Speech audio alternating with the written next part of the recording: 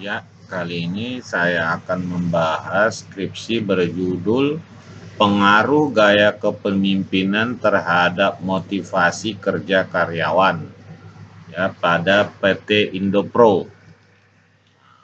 Ya, kita lihat di sini. Pertama kita lihat dulu bab satunya, latar belakang. Biasanya latar belakang ini yang paling penting dalam skripsi. Perkembangan serta perubahan lingkungan bisnis semakin tinggi, ya bolehlah. Perusahaan bergerak bidang jasa. Berhasil jika seorang pemimpin harus mampu memberikan dorongan. Setiap pemimpin, dorongan yang diberikan, pemimpin mempunyai jiwa bijaksana.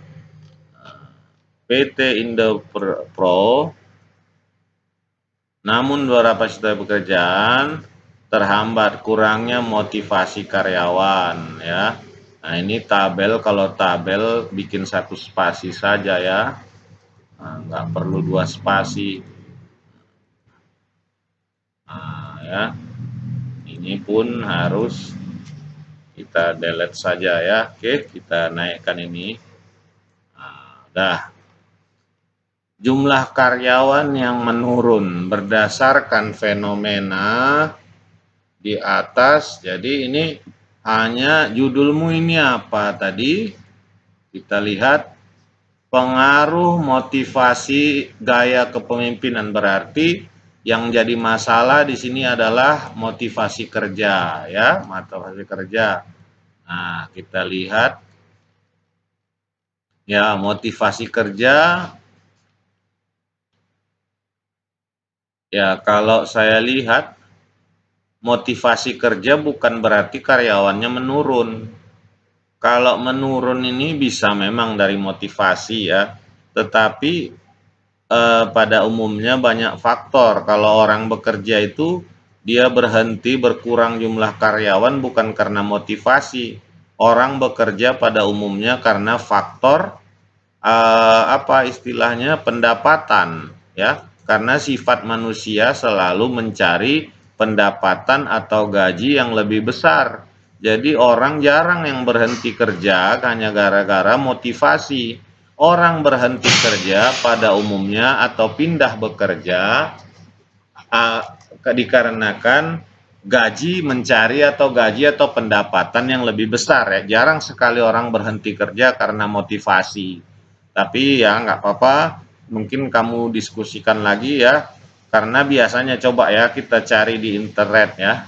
Kita cari di internet di Google apa sebab yang ciri-ciri orang kurimot, ciri atau indikator. Nah, indikator motivasi. Apakah berhenti kerja itu termasuk? Nah, ya. Nih kita lihat motivasi menurut ini ialah indikatornya apa? Nah, apakah termasuk dia apa namanya berhenti kerja itu termasuk indikator dari motivasi? Nah, ya kita lihat ini kita cari. Nah, indikator motivasi adalah seberapa jauhnya upaya bekerja keras untuk menghasilkan kinerja. Ya. Maka 8 indikator motivasi. Ini hanya saya referensi aja ya, daya dorong, kemauan, kerelaan, membentuk keterampilan, tanggung jawab, kewajiban, tujuan. Nah, jadi tidak ada dikatakan di sini indikator seseorang termotivasi atau tidak itu dengan keluar bekerja. Jadi lebih baik ya sebagai fakta yang ini diganti dengan umpamanya salah satunya adalah semangat bekerja yang menurun, umpamanya sering terlambat datang, absen. Nah, itu yang menjadi indikator motivasi ya. Nah, ini kamu perbaiki supaya ada bukti atau fakta empiris yang terjadi di perusahaan ini. Oke, kita lanjutkan. Pengaruh gaya kepemimpinan. Oke. Permasalahan, bagaimana pengaruh? Nah, ini terserah lah kita lihat. Tapi kalau dia penelitian kuantitatif, lebih cenderung kita tanyakan apakah Kalau dia kualitatif, bisalah kita pakai bagaimana. Bagaimana? Karena kualitatif kan bersifat deskriptif, menjelaskan. Makanya kita tanya bagaimana atau sejauh mana. Nah, itu bisa untuk kualitatif. Kalau kuanti, itu menanyakan apakah. Karena kita disuruh membuktikan batasan masalah. Penelitian dilakukan. Oh, berarti kamu kualitatif ini ya. Tujuan, nah ini karena kamu dilakukan pada direktur dan karyawan. Atau kuali kalau hanya pada direktur. Jadi begini, ini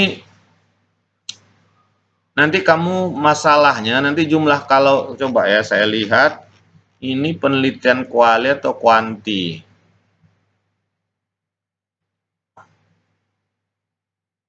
Oh, kalau saya lihat, ini kuantitatif penelitianmu ini. Masalah kalau dia perusahaan IO seperti ini adalah jumlah karyawannya yang terlalu sedikit nanti.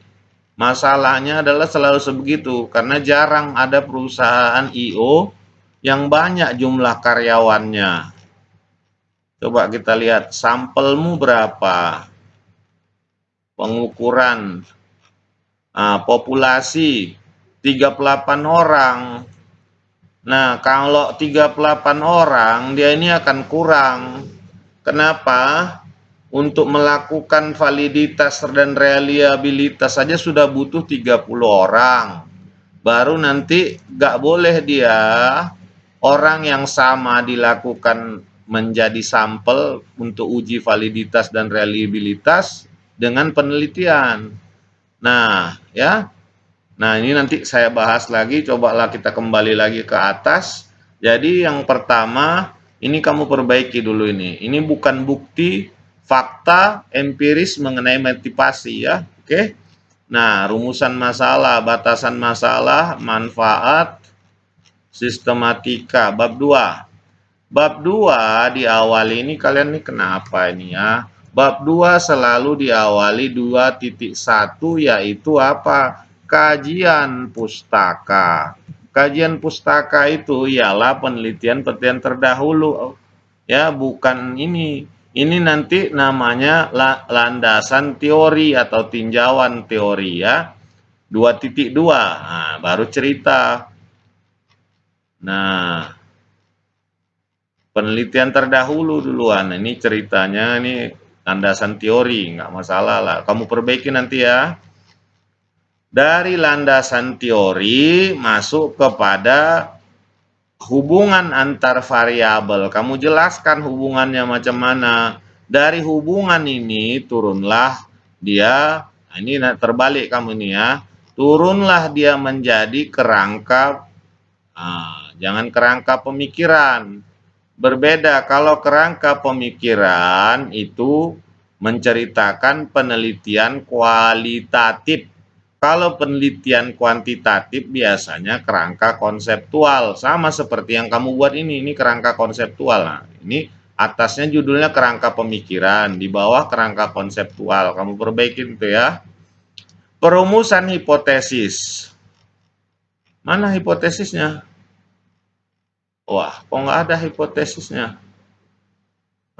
Ya, hipotesisnya harus baiknya, karena ini kan kalau dia lihat gambarmu ini dari gambar. Jadi gambar itu juga bukan suka-suka hati. Kalau kamu buat gambarnya ini berarti ada secara parsial. Berarti antara gaya suportif, direktif, partisipatif terhadap motivasi. Berarti secara masing-masing itu saja sudah 4. Secara parsial kan, ini kan udah menghasilkan 4 hipotesis. Nah, ya kan? Baru nanti secara serempak atau simultan. Nah, ini dia menghasilkan 1 hipotesis. Ya, karena kan nggak mungkin kamu hanya secara parsial yang kamu hitung, harus secara simultan juga kamu hitung. Makanya harus ada 5 hipotesisnya. Perbaiki ya. Objek. Nah, ini yang saya khawatirkan adalah mengenai jumlah sampelnya. Ya, sampelnya tadi 38. Jadi untuk mengatasi hal ini, oh ya ini satu lagi. Membuat tabel atau gambar harus ada gak sumbernya. Ini bikin sumber di bawah ini apa? Dari mana kamu kutip ini? Nggak boleh nggak ada sumbernya. Ini hipotesis tidak ada lagi di bab 3. Hipotesis itu di bab 2. Ini kamu hapus, di-cut. Nah, kenapa di-cut? Karena hipotesis itu artinya dugaan awal. Dugaan awal ialah dugaan sementara kita untuk jawaban pertanyaan penelitian. Kita kan belum meneliti, makanya letaknya hipotesis di bab 2, kita menduga jawabannya berdasarkan kajian pustaka dan landasan teori. Makanya kita letakkan sesudah kita ceritakan di situ variabel-variabel, baru kita duga. Nah, bukan lagi di bab 3. Ya. Oke, populasi dan sampel. Populasi 38 orang ini terlalu sedikit. Jadi setahu saya ya, setahu saya IO ini kan sikit-sikit karyawannya, jarang ada yang banyak. Nah, untuk mengatasi ini, kamu nanti melakukan uji validitas atau dan reliabilitas itu dilakukan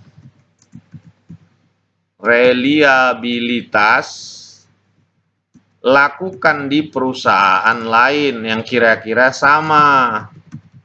Nah, contohnya kan ada IO yang lain, katakanlah PT Kolang Kaling. Dia sama besarnya dengan perusahaan yang keempat kamu ini. Nah, disitulah. Karena kalau kamu lakukan uji validitas dan reliabilitas di tempat yang sama, berarti satu sampel akan melakukan ditanya pertanyaan yang sama. Nah, salah satu menyiasatinya adalah seperti ini. Validitas dan reliabilitas lakukan di perusahaan lain yang sejenis dan yang besarnya sama kira-kira dengan PT ini. Hanya untuk menguji kelayakan kuesioner kamu saja. Nah, dan untuk itu kamu harus nyatakan di sini, di populasi ini, karena minimnya, kamu tambahkan di sini keterangan, karena minimnya perusahaan, karyawan perusahaan, maka nanti peneliti akan mengadakan uji validitas dan reliabilitas di PT apa? Sebutkan. Dan alasannya kenapa? Alasan utama adalah jumlah karyawan yang sama, besar perusahaan yang sama, dan yang paling penting, perusahaan bergerak di bidang yang sama. Nah, itu yang paling penting, karena untuk menyamakan persepsi karyawannya. Nah, ya ini nggak masalah. Yang penting uji validitas itu tidak boleh di tempat yang sama dengan orang yang sama. Nggak boleh satu orang ditanyakan 2 kali atas kuesioner yang sama. Oke, teknik pengumpulan data, observasi, wawancara, uji kualitas data. Ini dia untuk validitas ini, ya.